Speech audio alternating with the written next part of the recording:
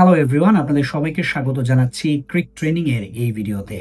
Bangladeshi player হিসেবে প্রথম কোনো খেলোয়াড় যিনি শততম টেস্টের মাইলফলক স্পর্শ করতে যাচ্ছেন তিনি হচ্ছেন মুশফিকুর রহিম।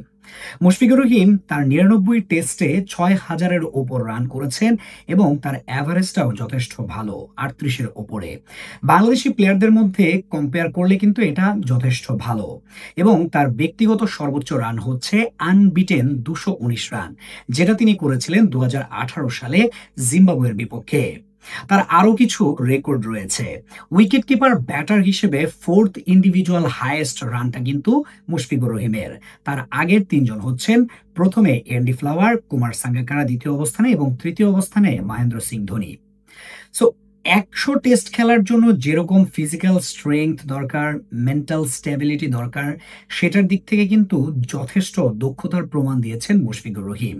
টেস্ট ক্রিকেটটা খেলাটা কন্টিনিউ করাটা কিন্তু যথেষ্ট টাফ এবং আমরা বর্তমান যুগে যেটা দেখেছি যে টি-20 ক্রিকেটের আবির্ভাবের পর থেকে কিন্তু ম্যাক্সিমাম প্লেয়াররা যখন একটু বয়স হয়ে যায় তখন তারা কি করেন, টেস্ট ফরম্যাটটা বাদ দিয়ে দেন কিংবা ওডিআই ফরম্যাটটা বাদ দিয়ে টি-20 ফরম্যাটটাকে বেছে নেন। যেহেতু বিশ্ববারের খেলা, কম সময়ের খেলা, অত বেশি শক্তি সামর্থ্যের প্রয়োজন হয় না, স্ট্যামিনার প্রয়োজন হয় না, তাই কিন্তু টি-20 খেলাটা অনেক ইজিয়ার হয়ে যায় একটু বয়স হলে। যেটা কিন্তু আমরা ম্যাক্সিমাম প্লেয়ারদেরকে দেখেছি যাদের বয়স বেশি হয়েছে তারা কিন্তু এই টি-20 ফরম্যাটটাই কিন্তু বেছে নিয়েছেন। স্পেশালি ফ্র্যাঞ্চাইজিগুলো খেলে থাকেন যারা একটু বয়স্ক হয়ে যান, কিন্তু সেই জায়গায় পুরোপুরি কিন্তু স্রোতের বিপরীতে হেঁটেছেন মুশফিকুর রহিম, যেটা আমরা বিবেচনা করতে পারি জেমস অ্যান্ডারসন এবং স্টুয়ার্ট ব্রডের সাথে, যারা আসলে টেস্ট ফরম্যাটটা কন্টিনিউ করার জন্য টি-20 এবং ওডিআই ফরম্যাট থেকে অবসর নিয়েছেন, নিয়ে পরবর্তীতে টেস্ট ফরম্যাটটা কন্টিনিউ করেছেন। সেটাই কিন্তু বাংলাদেশের মুশফিকুর রহিম করেছেন। তিনি টি-20 এবং ওডিআই থেকে অবসর নিয়ে পরবর্তীতে কিন্তু তিনি টেস্টটা কন্টিনিউ করে যাচ্ছেন এবং এটা আসলে ক্রিকেটের প্রতি ভালোবাসা এবং তার যে ডেডিকেশন সেটা থেকে তিনি এই কাজটা করেছেন।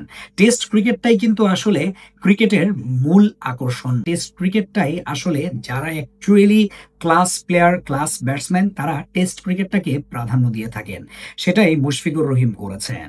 এখন দেখার বিষয় মুশফিকুর রহিম তার এই শততম টেস্টটা স্মরণীয় করে রাখতে পারেন কিনা। আয়ারল্যান্ডের বিপক্ষে স্মরণীয় করে রাখার সুযোগটা কিন্তু বেশ ভালোভাবেই থাকবে তার সামনে, কারণ আয়ারল্যান্ড যদি বিবেচনা করি টেস্ট ক্রিকেটে কম্পারেটিভলি বাংলাদেশ থেকে দুর্বল দল, যেটা প্রথম টেস্টে বাংলাদেশ প্রমাণ করেছে। ইনিংস ব্যবধানে তারা জয় পেয়েছে।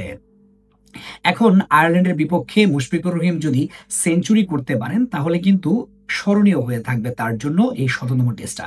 এবং আমরা দেখেছি বাংলাদেশ কিন্তু শততম ওয়ানডে বা টেস্ট এগুলো কিন্তু স্মরণীয় করে রেখেছে। শততম টেস্টে বাংলাদেশ শ্রীলঙ্কার বিপক্ষে জয়লাভ করেছিল, আমরা দেখেছিলাম। সো মুশফিকুর রহিমের সামনেও একটা ভালো সুযোগ থাকবে শততম টেস্টটা রাঙিয়ে দেওয়ার জন্য। এখন দেখা যাক আসলে তিনি সেই কাজটা করতে পারেন কিনা, কিংবা 50 পেলেও খুব একটা খারাপ হবে না, বাট টেস্টে আসলে সেঞ্চুরি পেলেই সেটা কিন্তু অনেক বেশি বেটার এবং স্মরণীয় হয়ে থাকবে এবং বাংলাদেশ ক্রিকেট আসলে অনেক দিন পর্যন্ত মুশফিকুর রহিমকে মনে রাখবে।